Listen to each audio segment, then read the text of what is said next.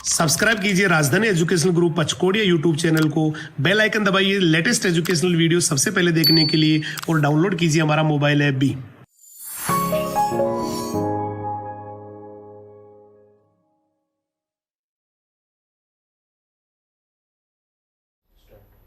जय हिंद, जय राजधानी। कैसे हैं आप सभी? मैं हेमंत कुमार सिंह आप सभी का बायोलॉजी मेंटर एक बार फिर से हमारे यूट्यूब चैनल में बहुत हार्दिक स्वागत करता हूं। ठीक है, आज का जो टॉपिक है हम डिस्कस करने वाले हैं। आज का जो टॉपिक है वो क्या है? बेसिकली हम पढ़ रहे थे सिलेंट्रेटा और निडेरिया फाइलम के बारे में, और जो पर्टिकुलर पोर्शन हमने कवर कर लिया है इस पर्टिकुलर टॉपिक में, इस फाइलम में, उसी से आज हम क्या करने वाले हैं, कंटिन्यू करने वाले हैं। ठीक है, आप सभी के कल के लाइव सेशन के जो कमेंट्स देखे हैं मैंने, बहुत ज्यादा अच्छे थे।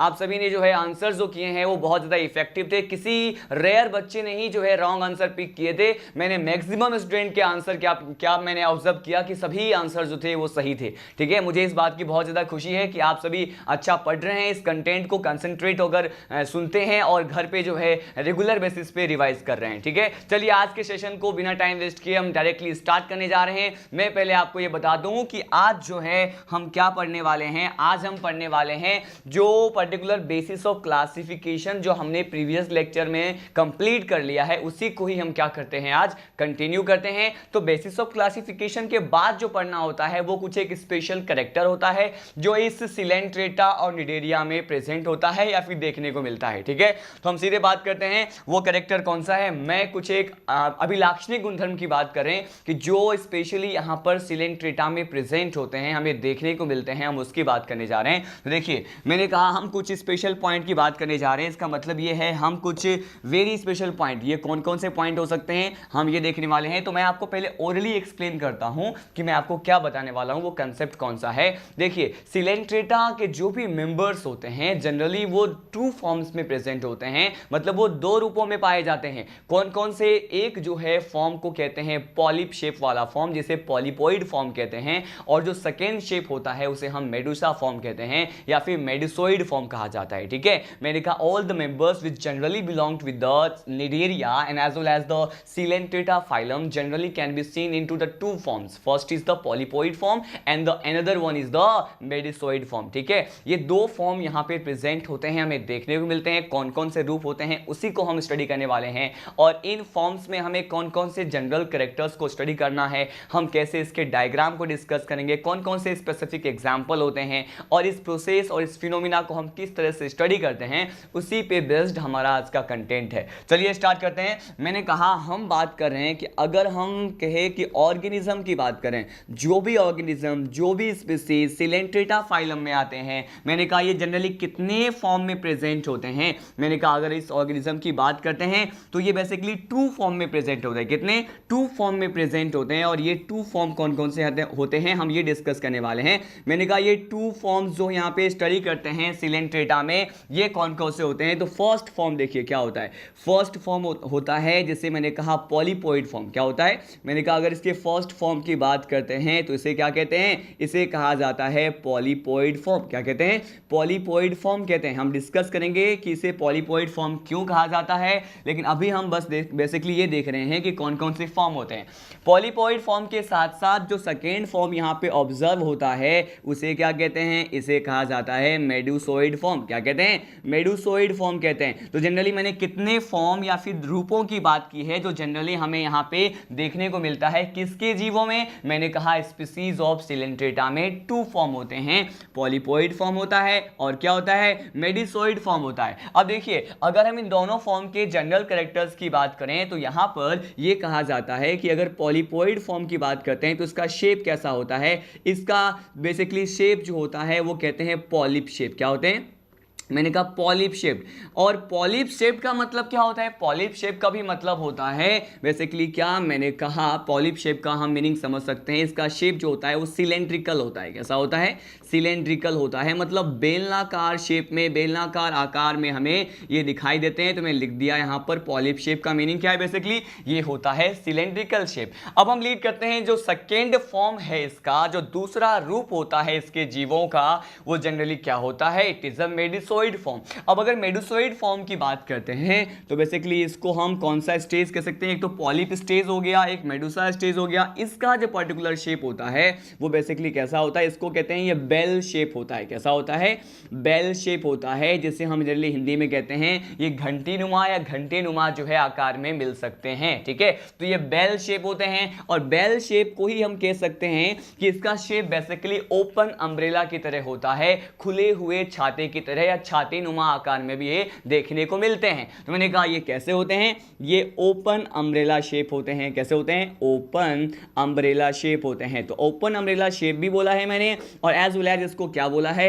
ओपन अम्ब्रेला शेप के साथ साथ यहां पे बेल शेप भी बोला है। ठीक है, तो ये आपको पर्टिकुलर इसके शेप को ध्यान रखना है। अब हम स्टडी करते हैं। मैंने आपको क्या बताया, first of all one more time आपको बताने वाला हूं कि टू फॉर्म प्रेजेंट होते हैं और एक तो होता है पॉलिप स्टेज वाला फॉर्म जो बेसिकली बेलनाकार होता है, सिलेंड्रिकल होता है। एक होता है बेल शेप वाला मतलब घंटे नुमा आकार का, जिसे हम ओपन अम्ब्रेला शेप वाला भी फॉर्म कंसीडर करते हैं और ये कौन सा होता है, मेडुसा होता है। और एक क्या है, पॉलिप होता है। चलिए हम एक डायग्राम डिस्कस करने वाले हैं यहाँ पर, उस डायग्राम के बिहाफ पे हम समझने की कोशिश करते हैं। मैंने कहा फर्स्ट डायग्राम हम लेने जा रहे हैं किस स्टेज का, फर्स्ट डायग्राम हम लेने जा रहे हैं कि पॉलिप स्टेज जो होता है बेसिकली ये कैसा दिखाई देता है। तो आपको पता है मैंने वहां पे लिखा हुआ है कि पॉलिप जो स्टेज होता है, पॉलिप अवस्था जो है सिलेंट्रेटा में प्रेजेंट होता है, वो जनरली बेलनाकार होते हैं। तो देखिए इसका डायग्राम बनाने वाला हूं कि ये बेलनाकार कैसे होते हैं। यहाँ पर इसका जो शेप होता है आप यहाँ पे देख पा रहे हैं मैं कैसे बना रहा हूँ, ये सिलेंड्रिकल शेप में होते हैं। कैसे होते हैं ये सिलेंड्रिकल शेप में होते हैं जो मैं यहाँ पे बना रहा हूँ कि हम यहाँ पे किस अवस्था की बात कर रहे हैं, कौन से स्टेज की बात कर रहे हैं, हम यहाँ पर बेसिकली पॉलिप फेज या फिर पॉलिप स्टेज की बात कर रहे हैं। तो यहाँ पर देखिए ये जो सिलेंड्रिकल शेप होता है, मैंने कहा ये कैसा शेप है, यहाँ पे भी लिख रहा हूँ मैं कि ये बेसिकली सिलेंड्रिकल शेप में होते हैं या फिर बेलनाकार आकार यहाँ पर देखने को मिलता है। अगर हम यहां पे बात करें कि बेसिकली ये पॉलिप जो शेप होता है, ये कहा जाता है इसके कैरेक्टर के बारे में कि इस प्रकार के रूप में, जो इस प्रकार के फॉर्म में जो सिलेंट्रेटा के मेंबर होते हैं वो कैसे हो सकते हैं। मैंने कहा ये सिंगल भी देखे जा सकते हैं। कैसे, मैंने कहा सिंगल भी देखे जा सकते हैं और एज वेल एज हो सकता है कि ये क्या हो, मैंने कहा कॉनोलियल हो। क्या हो, मैंने कहा कॉनोलियल हो। इसका मतलब क्या है, मैंने कहा सिंगल होते हैं मतलब एकल प्रकार के होते हैं और अगर ये पर्टिकुलर ग्रुप फॉर्म करते हैं, एक समूह का निर्माण कर लेते हैं, जैसे मैंने कहा कि अगर ये कॉलोनी बना लेते हैं, अपना एक ग्रुप बनाते हैं, तो इसे क्या कहते हैं, तो इस फॉर्म को कहते हैं कॉनोलियल फॉर्म कहते हैं। तो बेसिकली मैंने आपको बोला कि ये सिंगल भी होते हैं, एकल भी होते हैं और कॉनोलियल का मतलब होता है निवही। निवही मतलब समूह में पाए जाने वाले जो भी जीव होते हैं। तो ये जो पॉलिप स्टेज को परफॉर्म करने वाले या पॉलिप स्टेज में प्रेजेंट जो भी मेंबर्स होते हैं सिलेंट्रेटा के, वो बेसिकली बेलनाकार होते हैं और ये एकल भी हो सकते हैं, सिंगल भी हो सकते हैं और कॉलोनी का फॉर्मेशन भी कर सकते हैं, कॉनोलियल भी हो सकते हैं, निवी प्रकार के हो सकते हैं। ठीक है, एक सिंपल जो है हम एग्जांपल यहां पे लेने जा रहे हैं कि यहां पर हम कौन से एग्जांपल की बात करते हैं। यहां पर एक एग्जांपल मैं ले रहा हूं, इस एग्जांपल को बोला मैंने हाइड्रा। क्या लिया मैंने यहां पे, हाइड्रा जो है इसी का ही मेंबर होता है। मैंने प्रीवियस क्लास में भी आपको बताया था हाइड्रा के बारे में कि हाइड्रा ही वो एक सिंगल स्पीसीज होता है सिलेंट्रेटा या फिर निडेरियंस होते हैं ये बेसिकली, जो कि क्या होता है, जो कि फ्रेश वाटर में पाए जाने वाले सिलेंट्रेटा होते हैं। मैंने डिस्कस कर लिया था, राइट। अब हम डिस्कस करते हैं कि इसका जो सेकेंड स्टेज है कौन सा है। मैंने कहा इसका सेकेंड स्टेज है मेडुसा स्टेज। कौन सा है, मेडुसा स्टेज है। अगर हम इसके पर्टिकुलर फॉर्म की बात करते हैं तो ये कैसा दिखाई देता है, तो ये कुछ इस तरह से दिखाई देता है। कैसा, मैंने कहा इसका शेप होता है ओपन अम्ब्रेला शेप, जिसे हम कह सकते हैं खुले छाते नुमा या फिर बेल शेप होता है। तो ये जो स्टेज मैंने बनाया है ये कौन सा है, ये है मेडुसा। कौन सा है, मैंने कहा ये मेडुसा स्टेज है और मेडुसा स्टेज की बात करते हैं, मेडुसा अवस्था की बात करते हैं तो ये कैसा होता है, ओपन अम्ब्रेला। तो मैं यहां पे भी लिख रहा हूं, इसका शेप आप देख रहे हैं ये कैसा दिखाई दे रहा है हमें, ये बेल शेप्ड होता है। कैसा होता है, बेल शेप्ड होता है। लेकिन आपको यहां पे ये बताना चाहूंगा कि आखिर पर्टिकुलर यहां पर in case of polyp stage, polyp अवस्था के लिए हमने कहा कि ये सिंगल भी हो सकते हैं, कॉनोलियल भी हो सकते हैं, लेकिन अगर हम यहाँ पे बात करते हैं किसकी, अगर हम यहाँ पे मेडुसा स्टेज की बात करते हैं, जो सेकेंड स्टेज होता है, first stage polyp stage, second stage क्या है, मेडुसा स्टेज, और ये जो है यहाँ पर कहते हैं कि ये ऑलवेज क्या होते हैं, मैंने कहा ये ऑलवेज सिंगल होते हैं। कैसे होते हैं, मैंने कहा ये ऑलवेज कैसे होते हैं, ये हमेशा सिंगल होते हैं। इसका मतलब ये हमेशा एकल दिखाई देंगे, ये ग्रुप का फॉर्मेशन नहीं करते हैं। क्या नहीं करते, ये ग्रुप का फॉर्मेशन नहीं करते हैं, मतलब हमेशा एकल प्रकृति के दिखाई देते हैं। ठीक है, हमने यहाँ पे मेडुसा स्टेज के बारे में भी डिस्कस कर लिया। यहाँ पर अगर एग्जाम्पल देखने को मिले, यहाँ पे एग्जाम्पल की बात करें तो यहाँ पे देखिए एग्जाम्पल में हम कहते हैं ये यहाँ पर आता है स्पॉन्जिला। क्या आता है जनरली, मैंने कहा अगर स्पॉन्जिला की बात करें, स्पॉन्जिला के साथ साथ मैंने कहा अगर हम यहाँ पे एडम्सिया की बात करें, किसकी, यहाँ पर अगर हम एडम्सिया की बात करते हैं जनरली ये क्या होते हैं, मैंने कहा एडम्सिया के बारे में आपने पढ़ भी रखा है। बायलैटरल सिमेट्री मैंने बताया था, बायरेडियल सिमेट्री, बायरेडियल सिमेट्री द्विअरीय प्रकार की जो सममिति होती है, जब अरीय सममिति को दो बार देखा जाता है तो उसमें मैंने एक एग्जाम्पल बताया था, सी एनीमोन, जिसे हम मेट्रिडियम भी कहते हैं, और इसे ही क्या कहा जाता है, इसे ही एडम्सिया कहा जाता है। क्या कहते हैं, इसे एडम्सिया भी कहते हैं। हमने यहाँ पे दोनों ही स्टेज को एक प्रॉपर्ली एक तरह से डिफरेंशिएट किया और डिटेल में हमने क्या किया, स्टडी किया। ठीक है, अब मैं आपको बताने वाला हूं कुछ और एस्पेक्ट जो कि पॉलीपोइड और मेडुसोइड फॉर्म के बारे में हमें देखना होता है। ये क्या क्या होता है, देखिए यहां पर एक और नोट पॉइंट आपको बताने जा रहा हूं। मैंने कहा कि ये जो पॉलिप स्टेज होते हैं स्टूडेंट, मैंने कहा कौन सा स्टेज, ये जो पॉलिप स्टेज होते हैं वो जनरली किस में कन्वर्ट हो सकते हैं, मैंने कहा ये मेडुसोइड स्टेज में क्या हो सकते हैं, कन्वर्ट हो सकते हैं। इसकी बात करने वाले हैं, बहुत ज़्यादा इंपॉर्टेंट पॉइंट है। मैंने कहा मेडुसोइड स्टेज, राइट, मेडुसोइड स्टेज। अब देखिए मैंने आपको क्या बोला कि अगर ये जो पॉलिप स्टेज होते हैं इसमें क्या हो जाता है, अगर इसमें एसेक्सुअल रिप्रोडक्शन होता है, कौन सा, मैंने कहा यहाँ पर अगर अलैंगिक जनन एसेक्सुअल रिप्रोडक्शन होता है तो ये जो पॉलिप स्टेज होता है वो बाय द एसेक्सुअल रिप्रोडक्शन कौन सा स्टेज बनाता है, मैंने कहा ये मेडुसा स्टेज बनाता है, मेडुसोइड स्टेज बनाता है। लेकिन अगर मेडुसोइड स्टेज की बात करते हैं तो ये जो मेडुसोइड स्टेज होता है वो बेसिकली किस तरह के रिप्रोडक्शन को अपना करके पॉलिप स्टेज में चेंज हो सकते हैं, पॉलिप स्टेज को फॉर्म कर सकते हैं। मैंने कहा ये होता है सेक्सुअल रिप्रोडक्शन। कौन सा होता है, मैंने कहा ये सेक्सुअल रिप्रोडक्शन होता है। अब देखिए मैंने आपको क्या बताया उसको हम वन मोर टाइम रिवाइज करने जा रहे हैं। मैंने आपको कहा कि ये जो पॉलिप और मेडुसोइड स्टेज होते हैं वो आपस में जो है कन्वर्जन शो कर सकते हैं, इंटर कन्वर्ट हो सकते हैं, एक दूसरे के रूपों में रूपांतरित हो सकते हैं, राइट। मैंने बोला कि अगर पॉलिप स्टेज जो है मेडुसा स्टेज में चेंज होते हैं तो मेथड कौन सा होता है, मैंने कहा ये एसेक्सुअल रिप्रोडक्शन से क्या होते हैं, चेंज होते हैं। अगर हम बात करें मेडुसोइड स्टेज जब पॉलिप स्टेज में चेंज होगा तो कौन सा प्रोसेस हमें देखने को मिलेगा, मैंने कहा यहां पर सेक्सुअल रिप्रोडक्शन होता है। इसका मतलब ये बेसिकली ये दोनों ही फॉर्म जो हैं वो एक दूसरे में क्या हो सकते हैं, इंटर कन्वर्ट हो सकते हैं, रूपांतरित हो सकते हैं। ठीक है, हमने यहां पर ये भी बात कर ली है। लेकिन यहां पर मैं आपको ये बताना चाहूंगा कि अगर हम ऐसे ऑर्गेनिज्म की बात करें जो सिलेंट्रेटा का मेंबर हो, राइट, ये भी बहुत ज़्यादा इंपॉर्टेंट पॉइंट है। ये जो ऑर्गेनिज्म की बात कर रहे हैं जो किसका मेंबर होता है, सिलेंट्रेटा का मेंबर होता है, और अगर इसमें दोनों ही स्टेज होता है, कौन सा, मैंने कहा ये पॉलिप स्टेज भी होता है इसमें और मेडुसा स्टेज भी होता है, और ये दोनों स्टेज आपस में इस तरह से क्या हो सकते हैं, मैंने कहा अगर ये एक दूसरे में जो है चेंज हो सकते हैं, इंटर कन्वर्ट हो सकते हैं, तो इस प्रोसेस को क्या बोला जाए, तो देखिए इस प्रोसेस को क्या कहा जाता है, जब पॉलिप स्टेज जो है वो मेडुसा में चेंज हो जाए या फिर जो मेडुसा स्टेज है वो किस में चेंज हो जाए, पॉलिप स्टेज में चेंज हो जाए,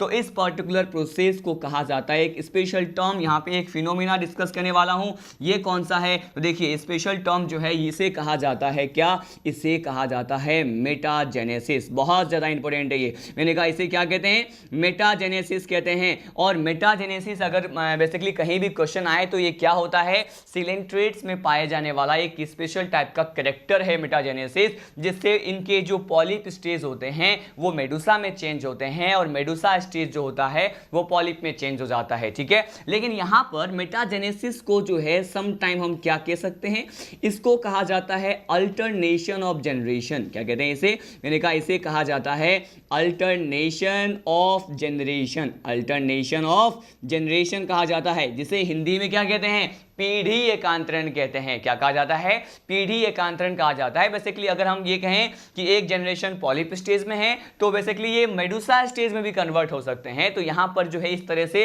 अल्टरनेशन देखा जाता है जनरेशन का, मतलब यहां पे पीढ़ी जो है वो एकांतरित रूप से जो है परिवर्तित होते रहते हैं, जिसे एक्सप्लेन करने के लिए अल्टरनेशन ऑफ जनरेशन और पीढ़ी एकांतरण जो है इस प्रक्रिया का इस्तेमाल किया जाता है। तो वो मेटाजेनेसिस और अल्टरनेशन ऑफ जनरेशन, ये बहुत ज्यादा इंपॉर्टेंट पॉइंट है। ठीक है, इसी ही पर्टिकुलर पॉलिप और मेडुसोइड स्टेज में आगे बढ़ते हैं, हमें और क्या क्या पढ़ना होता है। देखिए यहां पर नेक्स्ट पॉइंट हम डिस्कस करने वाले हैं, ये पॉइंट भी स्टार पॉइंट है। सारे पॉइंट मैंने कहा, ये जो भी हम यहां पे दो स्टेज के बारे में पढ़ रहे हैं, इसके जनरल कैरेक्टर्स के बारे में पढ़ रहे हैं, ये सभी पॉइंट क्या है, बहुत ज्यादा इंपॉर्टेंट है। और ये सिलेंट्रेटा का क्या है, मैंने कहा ये सिलेंट्रेटा के बेसिकली फाइलम के जो भी मेंबर्स होते हैं उनका एक स्पेशल कैरेक्टर होता है, विशिष्ट गुणधर्म होता है। अब देखिए मैंने कहा अगर इसी का ही मेंबर होता है, एक होता है मेंबर, इसे हम कहते हैं ओबेलिया। क्या होता है, ओबेलिया। ओबेलिया जो है इसका कॉमन नेम होता है सीफर। क्या कहते हैं इसे सीफर भी कहते हैं,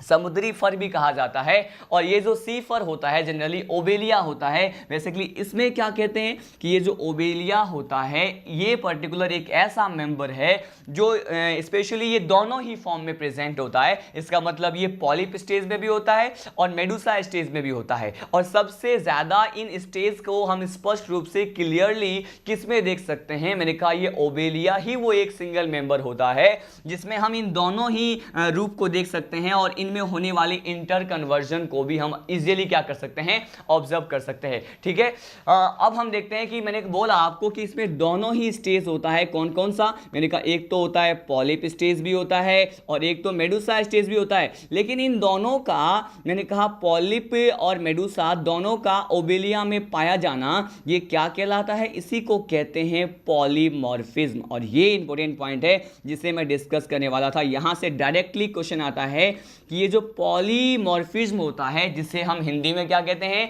इसे बहुरूपता कहते हैं। क्या कहते हैं, बहुरूपता कहते हैं। तो ये जो पॉलीमॉर्फिज्म होता है वो क्या है, पॉलीमॉर्फिज्म ओबेलिया या सीफर में पाया जाने वाला क्या है। बेसिकली अगर ओबेलिया जो है अगर पॉलिप स्टेज में भी होता है और मेडुसा स्टेज में भी होता है तो क्या कहेंगे, हम इसे कहेंगे कि ये दोनों ही एक दूसरे के फॉर्म में क्या हो सकते हैं, चेंज हो सकते हैं। और इसी पर्टिकुलर फिनोमिना को और प्रक्रिया को क्या कहेंगे, इसे पॉलीमॉर्फिज्म कहेंगे या इसे क्या कहेंगे, बहुरूपता कहेंगे। क्या कहेंगे, इसे बहुरूपता कहा जाता है। ठीक है, हमने यहाँ पे सारे पॉइंट डिस्कस किए हैं। एक और बार मैं आपको रिवाइज करने जा रहा हूं, ये सारे पॉइंट हमने क्या क्या डिस्कस किया है। बहुत सारे एस्पेक्ट हो गए यहाँ पर। देखिए मैंने कहा all the organism which generally can be seen into the two forms in the Coelenterata phylum, it may be polypoid form, it may be medusoid form. What is the particular shape in the polypoid form, it is the cylindrical, right? And on the other hand, what is the particular shape of the medusoid form? Then it is the bell shaped open umbrella shape. ठीक है,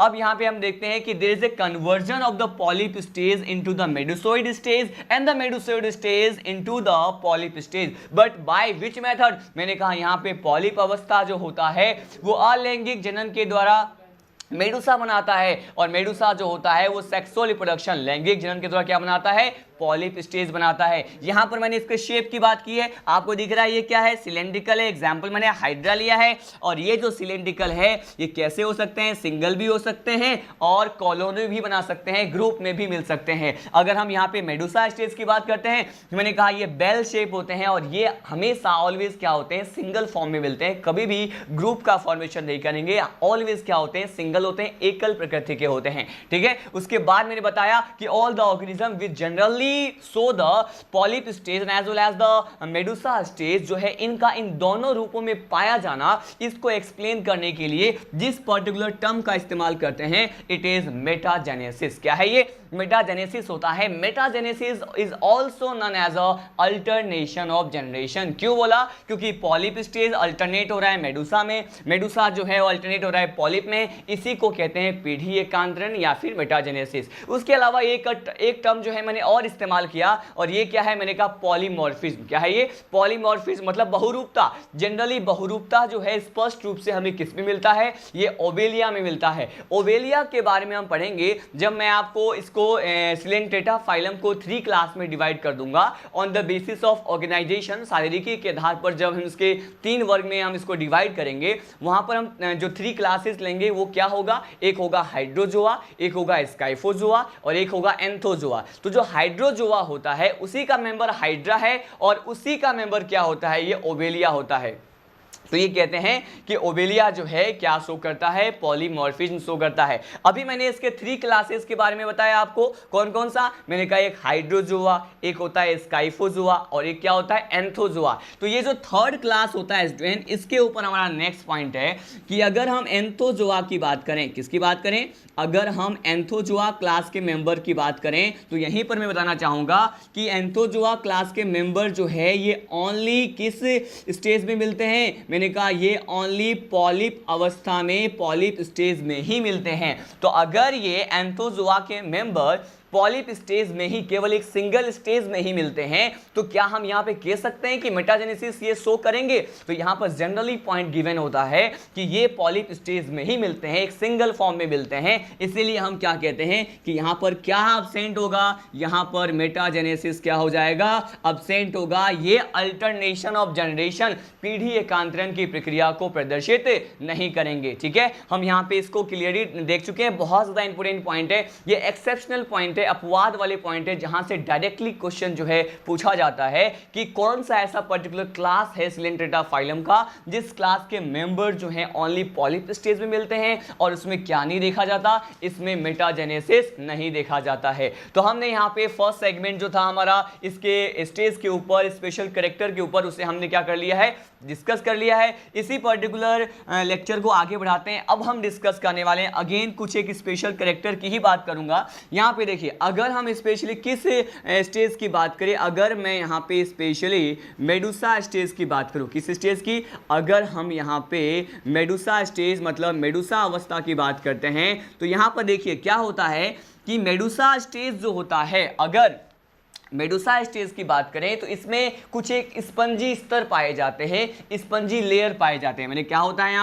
यहाँ पर जो है basically क्या present होता है, एक स्पंजी लेयर प्रेजेंट होता है। कौन सा लेयर, मैंने कहा यहाँ पर एक स्पंजी लेयर प्रेजेंट होता है। अगर ये स्पंजी लेयर क्या होता है, प्रेजेंट हो, पहले ये देखते हैं कि स्पंजी लेयर को कहते क्या हैं। इस स्पंजी लेयर को कहते हैं वेलम। क्या कहते हैं, वेलम कहते हैं, जो कि एक स्पंजी स्तर होता है। और हम ये कहते हैं कि बेसिकली अगर मेडुसा स्टेज में वेलम प्रेजेंट भी हो सकता है, क्या हो सकता है, ये चांस है कि कुछ एक मेडुसा अवस्था ये होता है जिसमें ये स्पंजी लेयर वेलम प्रेजेंट भी हो सकते हैं, एज वेल एज यहाँ पे सेकेंड कैटेगरी ले रहे हैं कि ये क्या हो सकते हैं, ये एब्सेंट भी हो सकते हैं। लेकिन अगर यहाँ पे मेडुसा क्या हो, मैंने कहा अगर मेडुसा में ये वेलम क्या हो, प्रेजेंट होता है, ये स्पंजी लेयर यहाँ पाया जाता है, तो इस तरह के मेडुसा अवस्था को क्या कहते हैं, इस तरह के मेडुसा अवस्था को कहते हैं क्रेस्पिडोट मेडुसा। क्या कहते हैं, बहुत ज्यादा इंपॉर्टेंट पॉइंट है, क्रेस्पिडोट मेडुसा किसे कहते हैं, जिसमें वेलम क्या होता है, बेसिकली प्रेजेंट होता है। अगर वेलम प्रेजेंट होता है तो हम क्या बोलेंगे, इसको क्रेस्पिडोट मेडुसा बोलेंगे। और अगर वेलम क्या हो, अब्सेंट होता है, तो इस तरह के मेडुसा को क्या कहते हैं, इस तरह के मेडुसा को कहते हैं ए क्रेस्पिडोट मेडुसा। क्या कहते हैं, ए क्रेस्पिडोट मेडुसा कहते हैं। लेकिन यहां पर मैं आपको बताना चाहूंगा कि क्रेस्पिडोट और ए क्रेस्पिडोट जो है, इसके लिए कोई पर्टिकुलर हिंदी टर्म नहीं है, आपको इसी टर्म को ही लर्न करना होगा कि क्रेस्पिडोट और ए क्रेस्पिडोट मेडुसा क्या होते हैं। जनरली मैंने यहां पर presence and absence of spongy layer that is known as velum, उसके बेसिस पे इसको 2 कैटेगरी में डिवाइड किया। ठीक है, तो यहां पर ये पॉइंट हो गया। अब सीधे नेक्स्ट पॉइंट की ओर बढ़ते हैं। नेक्स्ट पॉइंट क्या है, अब देखिए, मैं अगर सिलेंट्रेटा की बात करूं तो आपने प्रीवियस लेक्चर में भी पढ़ा था कि ये कैसे होते हैं। मैंने कहा डिप्लोब्लास्टिक होते हैं। कैसे होते हैं, ये डिप्लोब्लास्टिक होते हैं। लेकिन मैं ये अगेन क्यों बताने जा रहा हूं, क्योंकि यहां पे मुझे एक स्पेशल पॉइंट डिस्कस करना है। मैंने कहा अगर ये डिप्लोब्लास्टिक होते हैं तो इसमें कौन कौन से यहां पे जर्म लेयर होगा। मैंने कहा यहां पर तो एक जर्म लेयर होता है एक्टोडर्म, बहुत अच्छे से जान चुके हैं, हमने बहुत बार पढ़ लिया है। और एक क्या होता है, एंडोडर्म होता है। यहां पर क्या नहीं प्रेजेंट होता, मैंने कहा यहां मीजोडर्म प्रेजेंट नहीं होता। अगर मीजोडर्म प्रेजेंट नहीं है तो इन दोनों के बीच में क्या प्रेजेंट होता है, मीजोग्लिया। क्या होता है, मीजोग्लिया प्रेजेंट होता है। लेकिन स्पेशल पॉइंट क्या है इसमें, मैंने कहा इसके मीजोग्लिया में एक बहुत ज्यादा इंपॉर्टेंट कैरेक्टर हमें देखने को मिल गया, बेसिकली वो हम पढ़ने वाले हैं। ये क्या है देखते हैं। यहाँ पर अगर हम इसके मीजोग्लिया की बात करते हैं स्टूडेंट, तो इसके मीजोग्लिया में क्या कहा जाता है, मैंने कहा इसके मीजोग्लिया में क्या प्रेजेंट होते हैं। तो देखिए, जब आपको मैंने प्रीवियस लाइव सेशन जब मैं आपको बेसिक बातें बता रहा था, वहां पे अगर आपको याद हो तो मैंने मेटाजोआ किंगडम एनिमेलिया को कहा था, और किंगडम एनिमेलिया मेटाजोआ को मैंने 2 कैटेगरी में डिवाइड कर दिया था।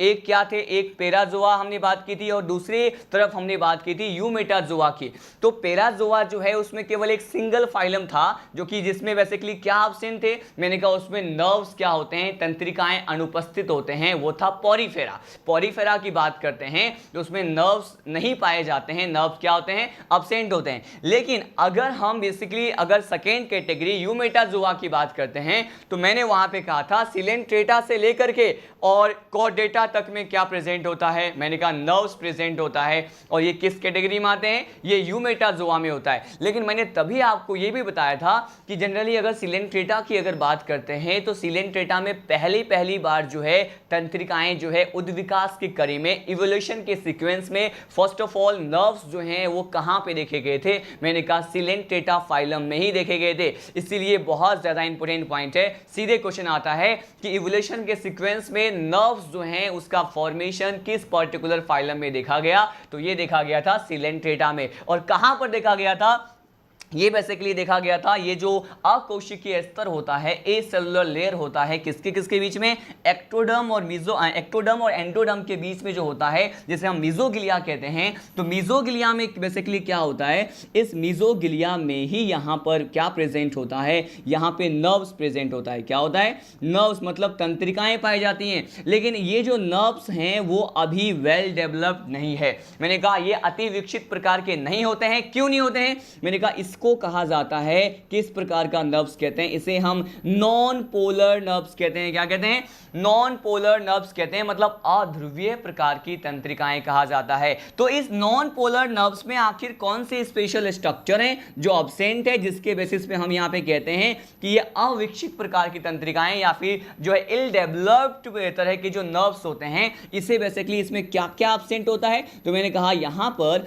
अगर हम किसकी बात करें, यहां पर डेंड्रोन की बात करते हैं, जब नर्व्स की स्ट्रक्चर के बारे में हम स्टडी करते हैं, वहां पर ही नर्व्स का एक पर्टिकुलर पार्ट होता है जिसे हम कहते हैं डेंड्रोन, और एक पार्ट होता है एक्सॉन। ठीक है, और ये जो नॉन पोलर प्रकार के नर्व्स होते हैं, जनरली इसमें डेंड्रोन और एक्सॉन दोनों क्या होते हैं, एब्सेंट होते हैं। क्या होते हैं, दोनों एब्सेंट होते हैं। तो प्रेजेंट क्या होता है, प्रेजेंट यहां पे केवल क्या होता है, साइटोन। क्या होता है, साइटोन और सेल बॉडी क्या प्रेजेंट होता है, यहां पे जो कोशिका काय है या साइटोन जो है वो बेसिकली प्रेजेंट होता है, लेकिन क्या नहीं पाया जाता, अध्रुवित प्रकार की कोशिकाओं में। मैंने कहा यहां पर डेंड्रोन और एक्सॉन क्या होते हैं, एब्सेंट होते हैं। और पहली बार जो है फर्स्ट टाइम इवोल्यूशन के सीक्वेंस में नॉन पोलर नर्व्स मीजोग्लिया, किसके मीजोग्लिया, मैंने कहा सिलेंट्रेटा फाइलम के मीजोग्लिया में देखा गया था। तो ये बहुत ज्यादा इंपॉर्टेंट पॉइंट है, मैंने लगा दिया यहां पर स्टार। सीधे क्वेश्चन यहां से पूछ सकते हैं कि पहली बार जो है नॉन पोलर नर्व्स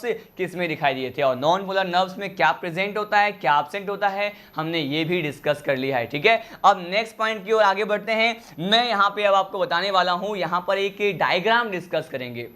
और डायग्राम बेसिकली क्या होगा, हम पर्टिकुलर किसी भी सिलेंट्रेट का डायग्राम लेंगे, उसके बॉडी वॉल को जिस तरह से मैंने स्पंज में एक हाइपोथेटिकल डायग्राम लिया था और उसके बॉडी वॉल का सेक्शन कट किया था और उसको हमने माइक्रोस्कोपिक व्यू में स्टडी किया था कि सूक्ष्मदर्शी से अगर हम उसको देखें, माइक्रोस्कोप से देखें, तो बेसिकली हमें कैसा दिखाई देता है इसका बॉडी वॉल, मैंने वो बात किया था। तो यहां पर हम डिस्कस करने वाले हैं, यहां पर मैं एक हाइड्रा का एग्जाम्पल लेने वाला हूं। हाइड्रा के एग्जाम्पल, उसके डायग्राम को डिस्कस करने के बाद, उसके जनरल कैरेक्टर्स को डिस्कस करने के बाद, उसका मैं बॉडी वॉल जो है उसका कट सेक्शन लूंगा और हम ये देखेंगे कि माइक्रोस्कोप में बॉडी वॉल ऑफ हाइड्रा या सिलेंट्रेट हमें कैसे दिखाई देता है, कौन कौन सी विशेष प्रकार की जो सेल्स होती हैं वो यहाँ पे प्रेजेंट होती है। चलिए हम इसे नेक्स्ट पर्टिकुलर स्लाइड में, न्यू फ्रेश स्लाइड में डिस्कस करते हैं। मैंने कहा कि हम अब डिस्कस करने वाले हैं हाइड्रा के बारे में। देखिए यहां पर अगर हम हाइड्रा के हाइपोथेटिकल डायग्राम की बात करते हैं तो ये कुछ ऐसा कैसा होता है। मैंने कहा अगर हम हाइड्रा के डायग्राम की बात करें तो बेसिकली हम यहाँ पे देखने जा रहे हैं कि हाइड्रा जो है वो उसका मॉर्फो कैसा होता है। इसका मॉर्फो कुछ ऐसा होता है। कैसा होता है? मैंने कहा ऐसा होता है। जनरली ये मैं आपको हाइपोथेटिकल काल्पनिक डायग्राम ही बना रहा हूँ। देखिए ये हाइड्रा है, ये क्या है, मैंने यहाँ पे डायग्राम बनाया है। Basically this particular diagram is of hydra. किसका है? ये हाइड्रा का है, जो कि एक फ्रेश वाटर सिलेंट्रेट होता है। यहाँ पे हाइड्रा में क्या होता है आप जानते हैं? हाइड्रा में जो रिप्रोडक्शन का प्रोसेस होता है उसे हम कहते हैं बडिंग। क्या कहते हैं? बडिंग कहते हैं, मुकुलन कहते हैं हिंदी में उसे। और यहाँ पर जो हाइड्रा है उसके बॉडी के बाहर कुछ एक आउटर सरफेस के ऊपर, शरीर के सतह के बाहर क्या प्रेजेंट होता है? मैंने कहा यहाँ पर क्या प्रेजेंट होता है? यहाँ पे एक्सटर्नल बड प्रेजेंट होते हैं। क्या प्रेजेंट होते हैं? एक्सटर्नल बड मतलब बाह्य कलिका नुमा संरचनाएं यहाँ पर प्रेजेंट होती है, जो कि बहुत ज्यादा इंपॉर्टेंट है। मैंने ये हाइड्रा बनाया, हाइड्रा में यहाँ पे क्या प्रेजेंट है? एक्सटर्नल बड लाइक जो है अतिवृद्धि, कुछ external growth like structure present होते हैं, जिसे हम क्या कहते हैं? बड कहते हैं। तो मैंने कहा यहाँ पे बड प्रेजेंट है। और क्या क्या होता है हाइड्रा में, हम इसकी बात करने जा रहे हैं। देखिए यहाँ पर ये जो स्ट्रक्चर मैंने बनाया है स्टूडेंट, बेसिकली ये क्या है? मैंने आपको बताया था कि अगर हम इसके शरीर के आयोजन की बात करते हैं तो बॉडी में बेसिकली अगर इसके बॉडी प्लान की बात करते हैं तो ब्लाइंड सेक टाइप का होता है, मतलब इनकम्प्लीट एलिमेंट्री कैनाल, मतलब फूड का इंगेशन और इगेशन केवल एक सिंगल पाथवे से, और उस सिंगल पाथवे को क्या कहते हैं? तो यहां पर देखिए इसी सिंगल पाथवे को कहा जाता है हाइपोस्टोम। क्या कहते हैं? हाइपोस्टोम और स्टोमोडियम। मैंने दो पर्टिकुलर पॉइंट बताया हुआ है आपको बेसिक में। हाइपोस्टोम जो होता है वो जनरली जो है कहां पाया जाता है? सिलेंट्रेटा में। और स्टोमोडियम जो सिंगल पाथवे होता है वो पाया जाता है टिनोफोरा में। तो यहाँ पे हाइड्रा के डायग्राम में हाइपोस्टोम मैंने बनाया। अब ये हाइपोस्टोम जो है इसे हिंदी में क्या कहते हैं? इसे कहा जाता है अधोमुख। क्या कहते हैं? अधोमुख कहा जाता है। और देखिए मैंने यहाँ पर बताया इस हाइड्रा के पर्टिकुलर डायग्राम में अगर हम इसके ऊपर वाले पर्टिकुलर सरफेस की बात करते हैं तो इसको कहते हैं डिस्टल एंड। क्या कहते हैं इसे? इसे कहा जाता है डिस्टल एंड। मतलब डिस्टल एंड का मतलब क्या होता है? ये हाइड्रा का डिस्टल एंड है, इसका मतलब है ये इसका दूरस्थ सिरा है। क्या है ये? इसका दूरस्थ सिरा है। और ये जो हाइड्रा जो है इसका ये वाला जो एंड होता है इसे हम क्या कहते हैं? इसे कहा जाता है एब ओरल एंड। क्या कहते हैं? एब ओरल एंड कहते हैं। मतलब ये हाइड्रा का समीपस्थ सिरा होता है। तो बेसिकली हम यहाँ पे डिस्कस कर रहे हैं कि एक तो होता है हाइड्रा का डिस्टल एंड ऊपर की तरफ, और यहाँ पर एक क्या है? एब ओरल एंड नीचे की तरफ होता है। और देखिए मैंने यहाँ पे हाइपोस्टोम बनाया है, लेकिन हाइपोस्टोम के साथ साथ यहाँ पर कुछ विशेष प्रकार की इस तरह से कुछ एक स्ट्रक्चर यहाँ पे हाइड्रा में क्या होते हैं? प्रेजेंट होते हैं। कुछ इस तरह से जो स्ट्रक्चर जो होता है वो हाइड्रा में प्रेजेंट होता है। और इस स्ट्रक्चर को क्या कहते हैं स्टूडेंट? बहुत ज्यादा इंपॉर्टेंट पॉइंट है ये। इस स्ट्रक्चर को कहा जाता है टेंटिकल्स। क्या कहते हैं? ये हाइड्रा में पाए जाने वाले टेंटिकल्स होते हैं। अब ये टेंटिकल्स को हिंदी में कहा जाता है स्पर्शांग। क्या कहते हैं? स्पर्शांग कहा जाता है। और टेंटिकल्स का वर्क क्या होता है हाइड्रा या सिलेंट्रेटा के मेंबर्स में? It is generally responsible for the movement and locomotion. ये गति और गमन के लिए पाए जाने वाले कुछ एक स्ट्रक्चर्स होते हैं टेंटिकल्स, जो कि यहाँ पे हाइड्रा में प्रेजेंट होते हैं। ठीक है, यहाँ पे मैंने यहाँ पे हाइड्रा में क्या बताया है? टेंटिकल्स बता दिया है, स्पर्शांग मैंने बता दिया है। लेकिन आप ये देख रहे हैं कि इस हाइड्रा के बॉडी के इनसाइड में कुछ एक क्या है? वेकेंट स्पेस है। और उस वेकेंट स्पेस, खाली जगह जो उसका सिलोम नहीं है, उसे हम क्या कहते हैं? आप सभी को पता है, इसी को ही कहा जाता है क्या? इसको कहते हैं सिलेंटेरॉन। क्या कहते हैं इसको? इसे सिलेंटेरॉन कहते हैं। सिलेंटेरॉन को ही तो कहते हैं गैस्ट्रोवेस्क्युलर कैविटी। क्या कहते हैं? गैस्ट्रोवेस्क्युलर कैविटी भी कहा जाता है। बहुत ज्यादा इंपॉर्टेंट पॉइंट था ये, जिसे मैंने यहाँ पे डिस्कस किया है। तो मैंने कहा ये हाइड्रा का बॉडी था, इसके बॉडी में सिलेंटेरॉन या गैस्ट्रोवेस्कुलर कैविटी प्रेजेंट होता है, टेंटिकल्स प्रेजेंट होते हैं। टेंटिकल्स को कहा मैंने कि ये किसके लिए पाया जाता है? ये लोकोमोशन के लिए होता है। किसके लिए? ये गमन के लिए पाए जाने वाले कुछ विशेष प्रकार के स्ट्रक्चर्स होते हैं, स्पेशल टाइप ऑफ स्ट्रक्चर्स होते हैं। हाइपोस्टोम की बात करते हैं तो यहाँ पे हाइपोस्टोम क्या होता है? इनके बॉडी में पाया जाने वाला एलिमेंट्री कैनाल जो है उसमें पाया जाने वाला जो इनकम्प्लीट प्रकार का, अपूर्ण प्रकार का आहारनाल होता है, उसका क्या होता है?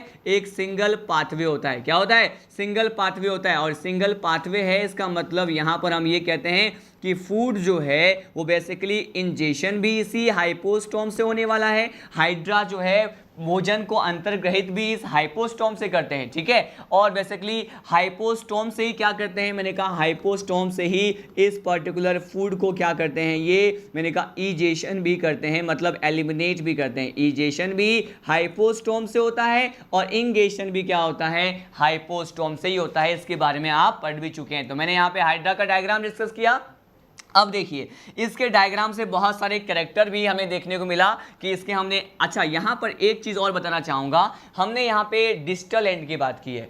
डिस्टल एंड जो होता है बेसिकली जो बाहर वाला आउटर सरफेस होता है, यहाँ पर मैं आपको बताना चाहूँगा, यहाँ पे क्या दिख रहा है आपको, टेंटिकल्स दिख रहे हैं। और ये टेंटिकल्स जो है बेसिकली ग्रुप में पाए जाते हैं, यहाँ पे बंचेज में पाए जाते हैं, गुच्छे नुमा स्पर्शांक पाए जाते हैं। तो अगर ये बंचेज में टेंटिकल्स प्रेजेंट होते हैं तो ये टेंटिकल्स जो हैं वो क्या करते हैं, मैंने कहा यहाँ पर टेंटिकल्स एक तरह के स्ट्रक्चर को फॉर्म करते हैं और इसे क्या कहते हैं, इसे कहा जाता है निमेटोब्लास्ट। मैंने क्या कहते हैं, निमेटोब्लास्ट बैटरी कहते हैं। क्या कहते हैं, निमेटोब्लास्ट बैटरी कहा जाता है। बहुत इंपॉर्टेंट पॉइंट है। आप जानते हैं निमेटोब्लास्ट को निडोब्लास्ट कहते हैं और ये दंश कोशिकाएं होती हैं जो सिलेंट्रेट में क्या होते हैं, प्रेजेंट होते हैं। लेकिन एक बात बताइए आप मुझे कि मैंने कहा कि ये टेंटिकल्स आपस में मिल करके क्या बना रहे हैं, निमेटोब्लास्ट बैटरी बना रहे हैं, जो किस में हेल्प करेंगे, जो किसको हेल्प प्रोवाइड करेंगे, ठीक है, ये सहायता देंगे बेसिकली दंश कोशिका को। निमेटोब्लास्ट किसको हेल्प करते हैं, निडोब्लास्ट या निमेटोब्लास्ट को हेल्प करते हैं। अब कैसे हेल्प करते हैं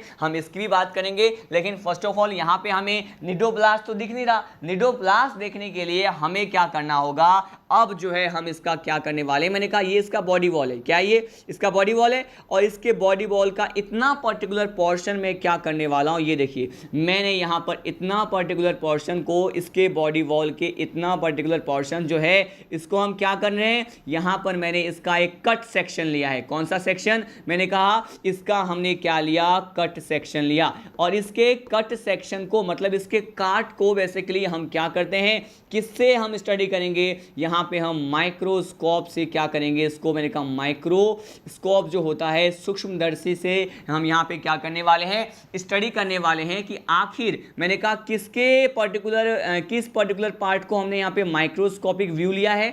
मैंने यहां पर लिया है किसका, कट सेक्शन या अनुप्रस्थ बेसिकली काट जो होता है उसको हमने क्या लिया है। और देखते हैं कि यहां पर बॉडी वॉल को जैसे ही माइक्रोस्कोप में देखेंगे हमें इसके बॉडी वॉल में किस तरह का स्ट्रक्चर दिखाई देता है। तो लेते हैं यहां पे बेसिकली, यहां पे इसको हम लेते हैं इधर, ठीक है। अब देखिए यहाँ पर इसके बॉडी वॉल में आप जानते हैं बॉडी वॉल जो है या फिर जर्म लेयर में बेसिकली 2 ही लेयर प्रेजेंट होते हैं। कितने होते हैं, मैंने कहा यहाँ पर 2 ही लेयर प्रेजेंट होते हैं। ये लेयर कौन कौन से हैं हम ये देखने वाले हैं। देखिए मैंने कहा इसके बॉडी वॉल में 2 लेयर जो है इस तरह से प्रेजेंट होते हैं। इस तरह से हमने यहाँ पे स्पंज में भी कुछ ऐसा ही देखा था, बहुत सारे कैरेक्टर उससे हमने जो मालूम चला था उसे हम यहाँ पे अगेन डिस्कस करने वाले हैं। लेकिन ये स्पंज का नहीं है, ये सिलेंट्रेटा का है, ठीक है। तो बॉडी वॉल को हम कट सेक्शन ले रहे हैं। इसके बॉडी वॉल में यहाँ पे हमें 2 लेयर्स प्रेजेंट होते हैं। बेसिकली ये क्या होता है, मैंने यहाँ पर बनाया है एंडोडर्म। क्या है ये, मैंने कहा इसके बॉडी वॉल में एक तरफ इधर वाले पर्टिकुलर पार्ट को मैं कह रहा हूँ एंडोडर्म और उधर वाले पार्ट को क्या कह रहा हूँ, ये क्या है, ये है एक्टोडर्म। क्या है ये, एक्टोडर्म है। और एंडोडर्म को ही इसमें क्या कहा जाता है, इसी को ही कहा जाता है गैस्ट्रोडर्म। क्या कहते हैं, गैस्ट्रोडर्म भी कहा जाता है। अब देखिए मैंने कहा एंडोडर्म और गैस्ट्रोडर्म 2 लेयर हमने बना दिया। अब देखिए एंडोडर्म और गैस्ट्रोडर्म के बीच में क्या प्रेजेंट होता है, आपको पता है कि ये वाला लेयर हम अगर बात करते हैं तो बेसिकली ये जिलेटेनियस या फिर ए सेलुलर लेयर होता है। मैंने कहा ये अकोशिकीय स्तर होता है और इस अकोशिकीय स्तर को हम क्या कहते हैं, आप सभी को पता भी है, इसी को तो कहा जाता है मिजोगिलिया। क्या कहते हैं, मिजोगिलिया। इसी मिजोगिलिया को मिजोहाइल भी कहते हैं, मिजेनकाइम भी कहते हैं, ठीक है।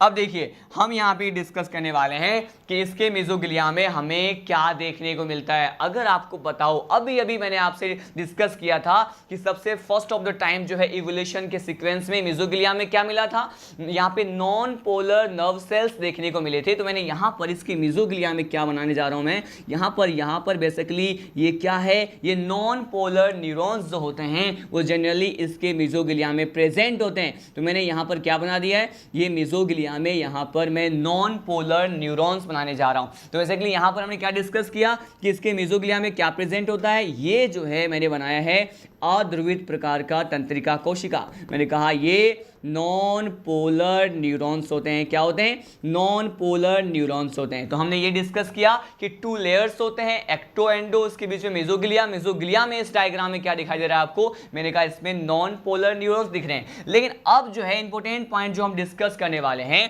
कि अगर हम बात करते हैं एक्टोडर्म वाले लेयर की, तो इस एक्टोडर्म वाले लेयर में हमें जो है डिफरेंट टाइप्स के सेल्स दिखाई देंगे। वहां पर भी हमने सेल्स की बात की थी स्पंज में, और यहां पर भी अगेन हम सेल्स की बात करने जा रहे हैं। देखिए कौन कौन से सेल्स और किस शेप में दिखाई देते हैं। मैंने कहा ये हमारा फर्स्ट सेल है। क्या है ये हमारा फर्स्ट सेल है। और इस फर्स्ट सेल जो हम यहाँ पे जो पहली प्रकार की कोशिका को हम देख रहे हैं वो कुछ इस तरह से प्रेजेंट होती है।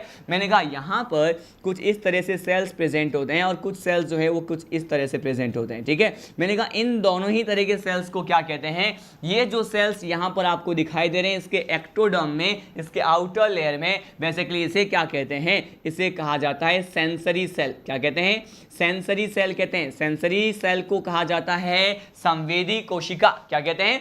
संवेदी कोशिका कहते हैं। और यहां जो आपको ये सेल दिख रहे हैं बेसिकली ये हमारा निडोब्लास्ट है। क्या है ये? निडोब्लास्ट है। निडोब्लास्ट जानते हैं आप, इसे ही निमिटोब्लास्ट कहते हैं, दंश कोशिका कहते हैं। और यहां पे दंश कोशिका कहां प्रेजेंट है? मैंने कहा एक्टोडर्म वाले लेयर में प्रेजेंट होता है, बाहर की तरफ प्रेजेंट होता है निडोब्लास्ट। ठीक है, अब देखिए इसी निडोब्लास्ट में कुछ इस तरह से भी सेल्स हमें दिखाई देते हैं।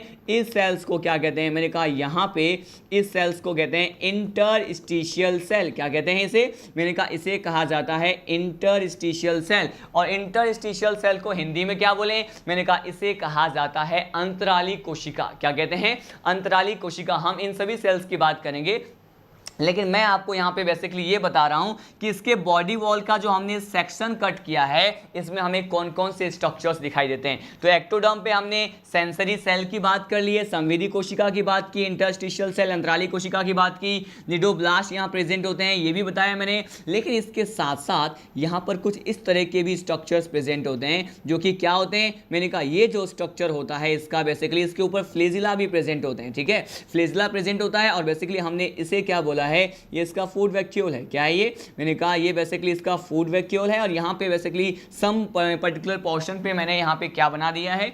ये यहाँ पे फ्लेजिला भी बना दिया है। क्या बना दिया है? फ्लेजिला लाइक स्ट्रक्चर भी मैंने बना दिया है। तो यहाँ पर हमने देखा कि माइक्रोस्कोप से जब हम इसके बॉडी वॉल को, हाइड्रा जो कि एक सिलेंट्रेट होता है, निडेरियन होते हैं, जब इसके बॉडी वॉल को देखते हैं तो हमें क्या क्या दिखाई देता है? यहाँ पर एंडोडर्म देखने को मिलता है और एक्टोडर्म। लेकिन एक्टोडर्म में डिफरेंट टाइप्स के सेल्स प्रेजेंट होते हैं। निडोब्लास्ट के वर्क, इसका फंक्शन क्या होता है दंश कोशिकाओं का, प्रीवियस लेक्चर में मैंने बताया था आपको कि ये किस तरह से वर्क करते हैं। इसके वर्क पे आएंगे, लेकिन उसको डिटेल में भी स्टडी करेंगे कि कैसे ये जो है ऑफेंस एंड डिफेंस, मतलब शिकार को पकड़ने के लिए, खुद की आत्मरक्षा के लिए, खुद को सेव करने के लिए निडोब्लास्ट को यूज करते हैं। इसके ऊपर भी आएंगे। लेकिन यहां पर आपको एक सेल दिख रहा है, बेसिकली ये सेल क्या है?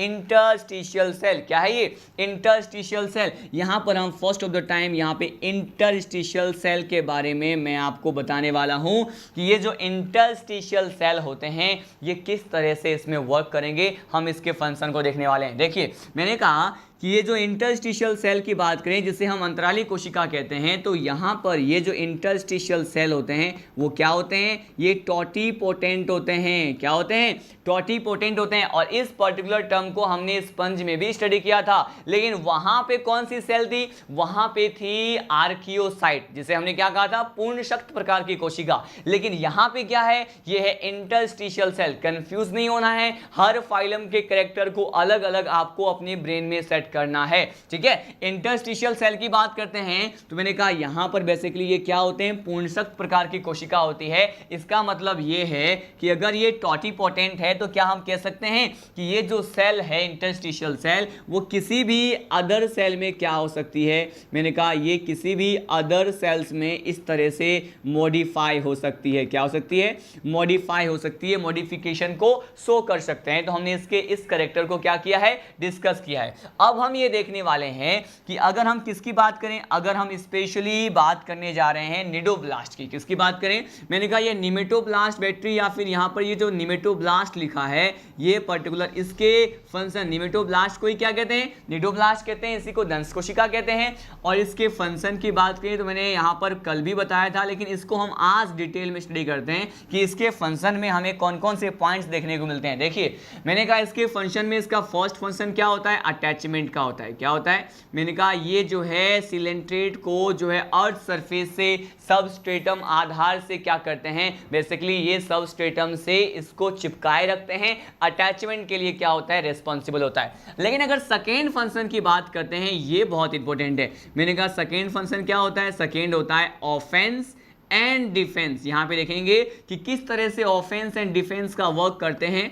हमने बेसिकली इसे तो कल भी स्टडी किया था, लेकिन यहां पे हमने ये नहीं देखा कि ऑफेंस के लिए ये क्या करते हैं, किस तरह से अटैक करते हैं, इनके पास कौन सी ऐसी स्ट्रक्चर है जिसके बेसिस पे उस स्ट्रक्चर को हेल्प में लेंगे, ये यूज करेंगे और किसी भी पर्टिकुलर दूसरे पे क्या करेंगे, होस्ट पे अटैक करते हैं, शिकार करने के लिए, बेसिकली आक्रमण करने के लिए ये कैसे अपने निडोब्लास्ट को यूज करते हैं, हम ये पढ़ने वाले हैं। ठीक है, तो बेसिकली यहां पर मैं आपको बताने वाला हूं कि ये ऑफेंस के लिए किस तरह से अपने निडोब्लास्ट को यूज करेंगे, किस तरह से इसका दंश कोशिका ऑफेंस में काम आता है। तो देखिए मैंने कहा कि इसके निडोब्लास्ट या निमेटोब्लास्ट की बात करते हैं, दंश कोशिका की बात करते हैं, उसमें कुछ एक ट्यूब या साफ्ट जैसा, मैंने कहा कुछ एक नलिकानुमा संरचना, ट्यूब लाइक स्ट्रक्चर होते हैं। और जैसे ही इनको अपना शिकार दिखता है तो बेसिकली उस पर कैसे करते हैं अटैक, मैंने कहा जैसे ही शिकार दिखा तो निमेटोब्लास्ट में प्रेजेंट जो वो ट्यूब लाइक स्ट्रक्चर होता है उसको वो झटके से बाहर निकालते हैं, सडनली इसको क्या निकालते हैं, बाहर निकालते हैं। मतलब मैंने कहा यहाँ पर कुछ एक ट्यूब लाइक क्या होते हैं, मैंने कहा यहाँ पर ट्यूब लाइक कुछ स्ट्रक्चर प्रेजेंट होता है इनके निडोब्लास्ट में, और उस निडोब्लास्ट में प्रेजेंट ट्यूब को जैसे ही शिकार दिखता है उनको झटके के साथ बाहर निकालते हैं, सडनली उसको क्या करते हैं, पिक आउट करते हैं, बाहर निकालते हैं। और ये बाहर निकल के क्या करता है, मैंने कहा बाहर निकल के बेसिकली ये शिकार के बॉडी में क्या हो जाएगा, चुभ जाएगा, बेसिकली पिंड हो जाएगा, उसमें चिपक जाएगा। और चुभते ही मैंने कहा ये क्या रिलीज करते हैं, एक तरह का पॉइजनियस सब्सटेंस या फिर जहरीला पदार्थ क्या करते हैं, रिलीज करते हैं। और उस पॉइजनियस सब्सटेंस को क्या कहते हैं, इसे कहते हैं हिप्नोटॉक्सिन। क्या कहते हैं इसे, मैंने कहा इसे कहा जाता है हिप्नोटॉक्सिन। तो मुझे हिप्नोटॉक्सिन के बारे में बताना था कि बेसिकली हिप्नोटॉक्सिन क्या होता है। अब देखिए वन मोर टाइम हम इसको रिवाइज करने वाले हैं कि किस तरह से हमने देखा कि हिप्नोटॉक्सिन जो होता है वो रिलीज होता है। फर्स्ट ऑफ ऑल मैंने बताया कि ऑफेंस के लिए ये निमेटोब्लास्ट में प्रेजेंट ट्यूब लाइक स्ट्रक्चर झटके से बाहर आते हैं, जैसे ही शिकार दिखा ये जो है ट्यूब उससे चिपक जाता है, जैसे ही चिपक जाता है अटैचमेंट हो जाता है, चुभने के बाद ये तुरंत एक पॉइजनियस नेचर के जो टॉक्सिक सब्सटेंस होता है, जहरीला पदार्थ होता है, उसको निकालते हैं और इसे क्या कहते हैं, हिप्नोटॉक्सिन कहते हैं। और इससे जो बेसिकली दूसरा ऑर्गेनिज्म जो होता है, अदर ऑर्गेनिज्म जिस पे ये चिपक गया है, चुभता है, अटैक करता है, वो क्या हो जाएगा, मैंने कहा हिप्नोटॉक्सिन से बेसिकली वो हिप्नोटाइज हो जाएगा या फॉर द सम टाइम कुछ समय के लिए वो बेहोश हो जाता है। ठीक है, तो हमने ये पॉइंट यहाँ पे डिस्कस किए और हमने बेसिकली यहाँ पे हाइड्रा के बॉडी वॉल का सेक्शन कट भी किया और हाइड्रा के कुछ एक डायग्राम के साथ साथ जो बेसिक कैरेक्टर्स होते हैं वो भी हमने यहाँ पर क्या किया है, डिस्कस किया है। अब मैं आपको बताने वाला हूँ यहाँ पर इसके लाइफ प्रोसेसेस के बारे में। हमने तो अभी तक स्पेशल कैरेक्टर को डिस्कस किया था, पहले मैंने पॉलिप स्टेज, प्रोड्यूसर स्टेज, यहाँ पे हाइड्रा का डायग्राम बनाया, यहाँ पे कट सेक्शन लिया। अब मैं आपको बताने वाला हूँ कि इसमें जैविक प्रक्रम जो होते हैं, लाइफ प्रोसेस जो होता है वो जनरली किस तरह से जैविक प्रक्रम देखने को मिलता है। तो देखिए मैं आपको बताने वाला हूँ कि इसमें जो हम अगर जैव प्रक्रम की बात करते हैं तो वो कैसे होते हैं, हम ये बात करने वाले हैं। यहाँ पर देखिए मैं आपको बताने वाला हूँ कि इसका अगर हम लाइफ प्रोसेस की बात करें, हमारा टॉपिक क्या है, हमारा टॉपिक है लाइफ प्रोसेस। क्या है, लाइफ प्रोसेसेस हैं या जैविक प्रक्रम है। तो इसके फर्स्ट ऑफ द टाइम हम किसको डिस्कस करते हैं लाइफ प्रोसेस में, आप सभी को पता है फर्स्ट टाइम हम डिस्कस करते हैं फर्स्ट टाइप का जो लाइफ प्रोसेस होता है उसे क्या कहते हैं, इसे कहा जाता है डाइजेशन। क्या कहते हैं इसे डाइजेशन कहते हैं। और डाइजेशन में हमें क्या क्या स्टडी करना होता है, हम अब ये देखने वाले हैं कि डाइजेशन कैसे होता है सिलेंट्रेटा में। देखिए यहाँ पर स्पेशल पॉइंट है ये, यहाँ पे इसका जो डाइजेशन होता है वो जनरली कैसे होता है। देखिए मैंने कहा अगर इसके डाइजेशन पाचन की बात करते हैं तो पाचन पहले क्या होता है, मैंने कहा पहले पाचन जो होता है डाइजेशन, ये होता है एक्स्ट्रा सेलुलर। कैसे होता है? बाह्य कोशिकीय प्रकार का पाचन होता है, मतलब बाह्य कोशिकीय प्रकार का पाचन होता है पहले, और उसके बाद में क्या होता है, मैंने कहा उसके बाद होता है अंतरा कोशिकीय प्रकार का, जिसे हम कहते हैं इंट्रा सेलुलर। ठीक है,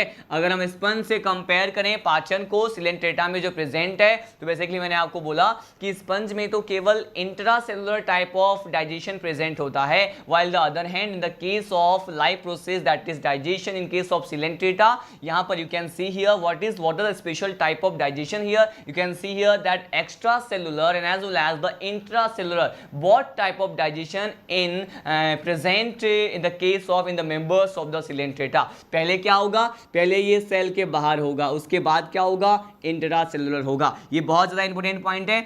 इसी डाइजेशन में कुछ एक जनरल पॉइंट्स, कुछ एक नोट के पॉइंट हम डिस्कस करने वाले हैं, जो डायरेक्टली यहां से क्वेश्चन आपको मॉड्यूल्स में देखने को मिलेगा। ये क्या है? फर्स्ट क्वेश्चन है हाइड्रा पे। क्या है? हाइड्रा पे। हाइड्रा में डाइजेशन के लिए क्वेश्चन कैसे कैसे आते हैं, तो देखिए एक क्वेश्चन आपको देखने को मिलेगा कि हाइड्रा जो है उसमें पर्टिकुलर किस फूड सब्सटेंस का डाइजेशन नहीं होता है, कौन सा ऐसा पदार्थ है जिसका पाचन हाइड्रा में नहीं होता है। मैं आपको बताना चाहूंगा, ये होता है बेसिकली क्या, इसे हम कहते हैं स्टार्च। क्या कहते हैं? इसे स्टार्च कहा जाता है। कि स्टार्च जो है उसका क्या नहीं होता, मैंने कहा स्टार्च का डाइजेशन कहाँ नहीं होगा, किस में नहीं होगा, मैंने कहा बेसिकली ये जो स्टार्च होते हैं ये डाइजेशन नहीं होता है किसमें, हाइड्रा में। हाइड्रा में स्टार्च का डाइजेशन नहीं देखा जाता। ठीक है, नेक्स्ट पॉइंट डिस्कस करते हैं कि अगर हम सिलेंट्रेटा के मेंबर की बात करते हैं तो जनरली ये पाचन के आधार पे या फिर on the basis of digestion ये कैसे होते हैं, ये होते हैं कार्निवोर्स। कैसे होते हैं? बहुत ज्यादा इंपॉर्टेंट पॉइंट है। ये कैसे होते हैं? ये कार्निवोर्स होते हैं। कार्निवोर्स का मतलब होता है मांसाहारी। इसे हम कहते हैं मांस को खाने वाले, या फिर इसे कहते हैं फ्लैश ईटर। कैसे कहते हैं? मैंने कहा इसे फ्लैश ईटर कहा जाता है। इसका मतलब है कि सिलेंट्रेटा की प्रकृति क्या है, पाचन के आधार पर इसका नेचर होता है। ये कैसे होते हैं? ये कार्निवोर्स होते हैं, मतलब मांसाहारी प्रकार के होते हैं। फ्लैश को ईट करने वाले जो भी स्पीसीज होते हैं उसे हम फ्लैश ईटर कहते हैं। ठीक है, हमने ये डिस्कस किया। उसके बाद देखिए मैंने आपको यहाँ पर ये बताया कि अगर हम हाइड्रा में बात कर रहे हैं कि स्टार्च का डाइजेशन नहीं होता, तो बेसिकली हाइड्रा का फूड सब्सटेंस क्या है। फिर हाइड्रा जो है अपने बेसिकली डाइजेशन के लिए या फिर फूड सब्सटेंस के लिए अपने आप को सर्वाइव करने के लिए किस पे डिपेंड रहता है, मोस्टली केस में किसको ये क्या करता है, as a food substance use करता है। तो यहाँ पे हम पढ़ते हैं कि हाइड्रा जो है उसका आहार क्या है, उसका न्यूट्रिशन क्या होता है। ठीक है, हाइड्रा का न्यूट्रिशन होता है, हमने आर्थ्रोपोडा फाइलम के बारे में पढ़ा है, सुना है। बेसिकली मैंने आपको बताया था it is a largest phylum. Arthropoda phylum जब पढ़ेंगे तो इसी पर्टिकुलर फाइलम में एक क्लास आता है। क्या आता है? इसी फाइलम का एक क्लास है जिसे हम कहते हैं क्रस्टेशिया। आप में से कईयों ने इसका नाम सुना भी होगा। क्या कहते हैं इसे? मैंने कहा इसे कहा जाता है क्रस्टेशिया। ये जो क्रस्टेशिया क्लास है इसका एक मेंबर होता है। आर्थ्रोपोडा फाइलम में क्रस्टेशिया क्लास का एक मेंबर होता है। बेसिकली उस मेंबर को क्या कहते हैं? इसको कहा जाता है डेफनिया। क्या कहते हैं इसे डेफनिया कहते हैं। डेफनिया को समटाइम क्या कह सकते हैं? डेफनिया को ही कहते हैं साइक्लोप्स। डेफनिया और ये जो साइक्लोप्स होते हैं जनरली ये दोनों ही as a food substance use किए जाते हैं। किसके द्वारा? मैंने कहा हाइड्रा इसको as a food substance use करता है। Hydra is a member of coelenterate but it uses the member of basically Crustacea class and member of the Arthropoda phylum as a food substance. ठीक है, मैंने कहा हालांकि ये Coelenterata का member है लेकिन फूड सब्सटेंस में बेसिकली किसको खा रहा है ये? मैंने कहा अगर ये फ्लैश ईटर होते हैं तो किसको खाते हैं? डेफनिया और साइक्लोप्स को। ये डेफनिया और साइक्लोप्स जो है वो किस क्लास का मेंबर होता है? आर्थ्रोपोडा फाइलम में ये क्रस्टेशिया क्लास का क्या होता है? मेंबर होता है। तो ये बहुत ज्यादा इंपॉर्टेंट पॉइंट है जहां से क्वेश्चन आ सकता है। अब सीधे हम लीड करते हैं नेक्स्ट तरह के जो बायोलॉजिकल प्रोसेस होता है या लाइफ प्रोसेस होता है वो क्या है। हमने फर्स्ट डिस्कस किया यहाँ पे, क्या हमने फर्स्ट डिस्कस किया डाइजेशन। अब सेकेंड डिस्कस करने वाले हैं क्या हम? अब डिस्कस करने वाले इसमें रेस्पिरेशन क्या होता है। रेस्पायरेशन या श्वसन की बात करते हैं सिलेंट्रेटा में, तो यहाँ पर जनरली कोई भी स्पेशल टाइप का स्ट्रक्चर या ऑर्गन तो यहाँ पे है नहीं, क्योंकि टिश्यू लेवल का ही ऑर्गेनाइजेशन यहाँ पे प्रेजेंट होता है। तो मैंने कहा जब ऑर्गन नहीं है, कोई स्ट्रक्चर नहीं है, तो यहाँ पर बेसिकली रेस्पायरेशन कैसे होता है, मैंने कहा बॉडी सरफेस से होता है। कैसे होता है, बॉडी सरफेस से होता है। बेसिकली यहाँ पे बॉडी सरफेस मतलब इसके बेसिकली त्वचा से, मैंने कहा शरीर के सतह से ही यहाँ पर क्या होता है, रेस्पायरेशन होता है। ठीक है, अब देखिए, अब हम लीड करते हैं नेक्स्ट कैरेक्टर की तरफ। क्या इसमें सर्कुलेटरी सिस्टम अब्सेंट होता है कि प्रेजेंट होता है, ये हम बात करने वाले हैं। अगर हम सर्कुलेटरी सिस्टम या सर्कुलेशन की बात करें तो सीधा सा पॉइंट होता है कि इसमें सर्कुलेटरी सिस्टम क्या होता है, मैंने कहा अब्सेंट होता है। क्या होता है, अब्सेंट होता है, इसमें परिसंचरण तंत्र नहीं पाया जाता। सीधे नेक्स्ट कैरेक्टर की ओर बढ़ते हैं। नेक्स्ट कैरेक्टर में पढ़ते हैं हम कि एक्सक्रीशन, उत्सर्जन कैसे होता है, हम ये पढ़ने वाले हैं कि अगर हम उत्सर्जन की बात करें, एक्सक्रीशन की बात करें, मैंने कहा एक्सक्रीशन के लिए कोई भी स्पेशल स्ट्रक्चर यहाँ पे पाए नहीं जाते, लेकिन ये बेसिकली कैसे करते हैं एक्सक्रीट, मतलब अपने वेस्ट मटेरियल को कैसे अपने बॉडी से एलिमिनेट करते हैं, बाहर निकालते हैं। तो मैंने कहा ये भी बॉडी सरफेस से ही होता है। किससे होता है, मैंने कहा कोई भी स्पेशल स्ट्रक्चर नहीं है यहाँ पर, ये भी शरीर के सतह से ही क्या करते हैं, मैंने कहा अपने वेस्ट मटेरियल को, अपने जो वर्ज्य पदार्थ होते हैं, अपशिष्ट पदार्थ होते हैं, उसको बाहर निकालते हैं। मैंने कहा ये अपने अपशिष्ट पदार्थ को किस पर्टिकुलर फॉर्म में निकालते हैं, तो ये अपने अपशिष्ट पदार्थ को अमोनिया के फॉर्म में निकालते हैं। किस फॉर्म में, मैंने कहा ये अमोनिया के फॉर्म में अपने वेस्ट मटेरियल को बाहर निकालते हैं, एलिमिनेट करते हैं। इसीलिए इसे क्या कहा जाता है, इसीलिए इसे कहा जाता है अमोनोटैलिक। क्या कहते हैं, बहुत ज़्यादा इंपॉर्टेंट पॉइंट है, क्या कहते हैं इसे, अमोनोटैलिक कहते हैं। और मैंने अमोनोटैलिक के बारे में आपको क्या बताया हुआ है कि अमोनोटैलिक जो है वो जनरली एक्वेटिक एनवायरनमेंट में, जलीय आवास में पाए जाने वाले जो भी जीव होता है वो अपने वेस्ट मटेरियल को क्या करता है, अमोनिया के फॉर्म में रिलीज करता है। क्यों, क्योंकि ये जो अमोनिया के फॉर्म में किसी भी पर्टिकुलर वेस्ट मटेरियल को रिलीज करने के लिए there is a higher amount of the water, यहाँ पर अमोनिया को जो है वेस्ट मटेरियल के फॉर्म में बाहर निकालने के लिए बहुत अधिक मात्रा में जल की आवश्यकता होती है। तो इस पर्टिकुलर फॉर्म में कौन निकालना चाहेगा, जो जलीय प्रकार के होते हैं। ठीक है, लेकिन ये अमोनिया को बाहर निकालना काफ़ी ज़्यादा क्या होता है, मैंने कहा काफ़ी ज़्यादा पॉइजनियस, हानिकारक होता है। ठीक है, इसके बारे में डिस्कस करेंगे when we will discuss about the excretory system, excretion, जब हम उत्सर्जी तंत्र ह्यूमन फिजियोलॉजी में पढ़ेंगे वहाँ पर मैं आपको बताऊँगा। लेकिन मैंने कहा ये अमोनिया के फॉर्म में निकालते हैं, होते कैसे हैं, अमोनोटैलिक, कोई स्पेशल स्ट्रक्चर नहीं होता। किससे होता है, बॉडी सरफेस से होता है। ठीक है, हम डायरेक्टली लीड करते हैं कि इसमें लोकोमोशन कैसा होता है। देखिए, अगर हम इसके लोकोमोशन की बात करते हैं, मतलब यहाँ पे हमारा जो फिफ्थ पर्टिकुलर लाइफ प्रोसेस होता है, इसे हम कहते हैं लोकोमोशन। कैसे होता है, मतलब गति और गमन की प्रक्रिया। देखें, मूवमेंट एंड लोकोमोशन की बात करते हैं किसमें, मैंने कहा यहाँ पर नेक्स्ट लाइफ प्रोसेस है, गमन है। तो गमन के लिए हमने पहले भी उस डायग्राम में डिस्कस कर लिया है कि हाइड्रा में देखा था कि यहाँ पे हाइड्रा में क्या प्रेजेंट होता है, या कोई भी अदर मेंबर जो होता है इसमें क्या प्रेजेंट हो सकते हैं गमन के लिए, मैंने कहा टेंटिकल्स प्रेजेंट हो सकते हैं। और टेंटिकल से ही क्या होता है, मैंने कहा टेंटिकल से ही यहाँ पे देखा जाता है क्या, मैंने कहा यहाँ पे गमन देखा जाता है। टेंटिकल्स को क्या कहते हैं, स्पर्शांक कहते हैं। क्या कहते हैं, स्पर्शांक कहा जाता है। नेक्स्ट कैरेक्टर की ओर लीड करते हैं। लोकोमोशन के बाद हमें क्या पढ़ना होता है, हमें पढ़ना होता है रिप्रोडक्शन। जनन के बारे में पढ़ेंगे कि आखिर रिप्रोडक्शन जो है इसमें किस प्रकार से होता है। ठीक है, ये इंपॉर्टेंट पॉइंट है। रिप्रोडक्शन के बारे में हमने बेसिकली यहाँ पे देखा है कि रिप्रोडक्शन बेसिकली अगर हम टू फॉर्म की बात करते हैं, पॉलीफॉर्म या फिर हम मेडुसा फॉर्म की बात करते हैं, तो आपको पता है वहाँ पे सेक्सुअल और एसेक्सुअल दोनों ही तरह के क्या हुए थे। मैंने कहा था यहाँ पे रिप्रोडक्शन हुआ था। जो पॉलिप स्टेज था, यहाँ पे देखते हैं कि पॉलिप स्टेज जो होता है वो बेसिकली एसेक्सुअल, राइट। मैंने कहा एसेक्सुअल रिप्रोडक्शन से क्या बनाया था, मैंने कहा ये मेडुसा बनाया था। क्या बनाया था, मेडुसा। और मेडुसा जो है वो बेसिकली यहाँ पे सेक्सुअल रिप्रोडक्शन से क्या बनाते हैं, तो मैंने कहा ये पॉलिप बनाते हैं। ठीक है, लेकिन इंपॉर्टेंट क्वेश्चन ये है कि अगर मान लो किसी भी पर्टिकुलर क्लास में ये दोनों फॉर्म प्रेजेंट नहीं होता है, तो बेसिकली ये कहते हैं कि अगर दोनों ही फॉर्म नहीं होता है, मैंने कहा फिर बेसिकली क्या होगा, तो इसके पॉलिप स्टेज जो होता है, मैंने कहा पॉलिप स्टेज में ही क्या होगा, मैंने कहा पॉलिप स्टेज में ही सेक्सुअल रिप्रोडक्शन भी होता है और एज वेल एज सेक्सुअल के साथ साथ क्या होता है, मैंने कहा एसेक्सुअल रिप्रोडक्शन भी होता है। ठीक है, मैंने कहा सपोज अगर हम बात करते हैं ऐसे मेंबर्स की जिसमें दोनों नहीं हो या फिर मेडुसा हो लेकिन इल डेवलप्ड हो, तो बेसिकली इसमें क्या होता है, पॉलिप स्टेज में ही सेक्सुअल रिप्रोडक्शन भी देखा जाता है और एसेक्सुअल रिप्रोडक्शन भी देखा जाता है। लेकिन यहां पर हम बात करेंगे हाइड्रा की।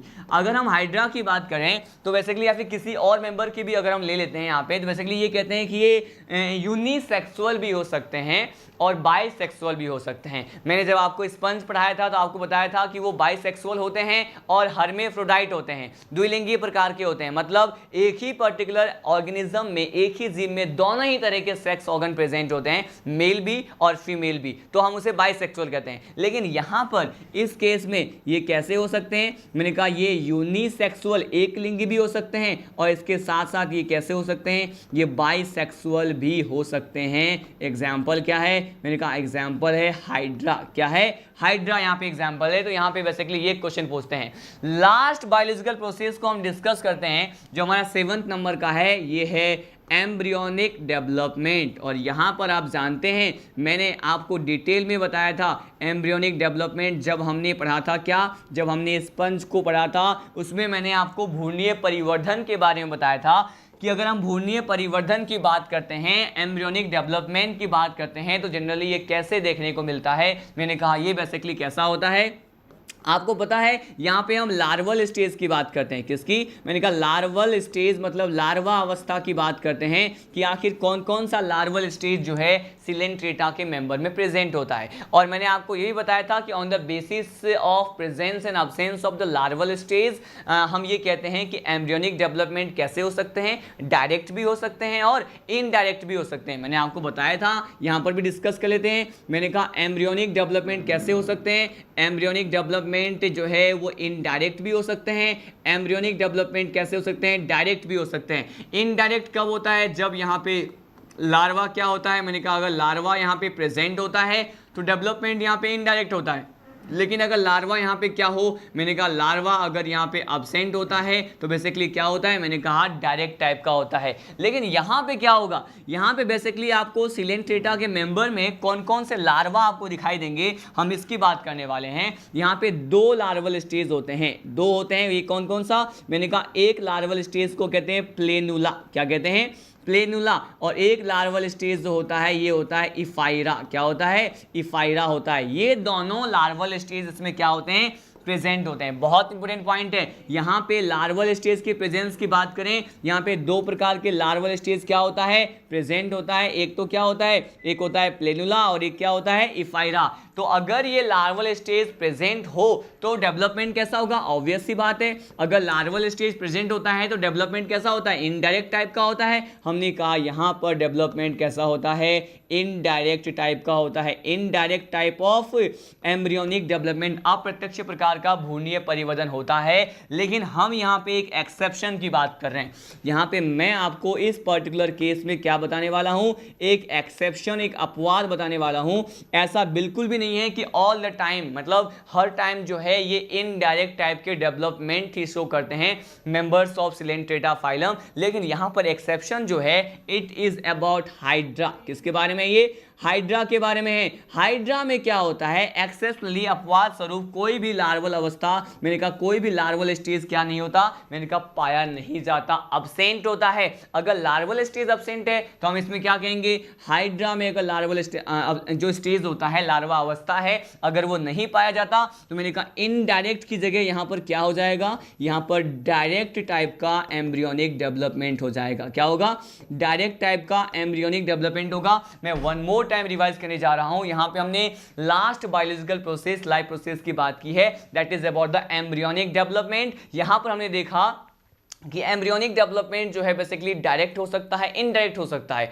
डायरेक्ट तब होगा जब लार्वल स्टेज क्या होगा, अब्सेंट होगा। अगर प्रेजेंट है तो क्या बोलेंगे, मैंने कहा इनडायरेक्ट बोलेंगे, ठीक है। उसके बाद मैंने कहा कि लार्वल स्टेज जो है मैक्सिमम जो मेंबर्स होते हैं सिलेंट्रेटा के, उसमें हो सकता है क्या, प्लेनुला हो सकता है, इसके साथ साथ इफाइरा हो सकता है। अगर ये लार्वल स्टेज प्रेजेंट है तो डेवलपमेंट कैसा होगा, इनडायरेक्ट टाइप का होता है। लेकिन अगर यहां पे एक्सेप्शन की बात करें तो बेसिकली क्या होता है, हाइड्रा में कोई लार्वल स्टेज प्रेजेंट नहीं होता, तो डेवलपमेंट कैसा होगा, डायरेक्ट टाइप का होगा। यहां पर हमने one by one in A systematic order, इसी ऑर्डर का इस्तेमाल हम हर फाइलम में करेंगे। इसी को हमने पॉरीफेरा में स्टडी किया, और ऐसे ही हर पर्टिकुलर जो है लाइफ प्रोसेसेस को पर्टिकुलर हर फाइलम में क्या करेंगे, हम डिस्कस करेंगे इन अ प्रॉपर सीक्वेंस जो हमने यहां पे डिस्कस किया है। ठीक है, इसी के साथ साथ जो भी जनरल कैरेक्टर्स हमें स्टडी करना होता है सिलेंट डेटा में, उसको हमने क्या कर लिया है, डिस्कस कर लिया है। अब जो नेक्स्ट टॉपिक होगा, नेक्स्ट लाइव सेशन मतलब कल के लाइव सेशन में होगा, वो बेसिकली क्या होगा, नेक्स्ट टॉपिक होने वाला है सिलेंट डेटा फाइलम के क्लासिफिकेशन के बारे में। मतलब हम वहां पे सिलेंट डेटा संघ के सदस्यों को क्या करेंगे, हम वहां पे डिवाइड कर देंगे 3 बेसिक क्लासेस में। वो क्लास कौन कौन से होते हैं मैंने अभी भी बताया था, हाइड्रोजुआ होता है, स्काइफोजुआ होता है, एंथोजुआ होता है, एंथोजुआ कोई एक्टिनोजुआ कहते हैं। हम उसके मेंबर्स की बात करेंगे, कौन कौन से कैरेक्टर प्रेजेंट होता है हम उसकी बात करेंगे, और उसका कॉमन नेम क्या होता है, जहां से क्वेश्चन आता है जनरली। आपने जो है कल के लाइव सेशन में भी देखा था, बहुत सारे क्वेश्चन जो है वो कॉमन नेम के नेम पर ही क्या था, बेस्ड था, तो हम उसके बारे में भी क्या करेंगे, स्टडी करेंगे। ठीक है, हम कल मिलते हैं इसी टाइम पे लाइव सेशन में। मैं आपसे बात करूंगा classification of silent data phylum. ठीक है, तब तक के लिए जय हिंद, जय राजधानी, थैंक यू।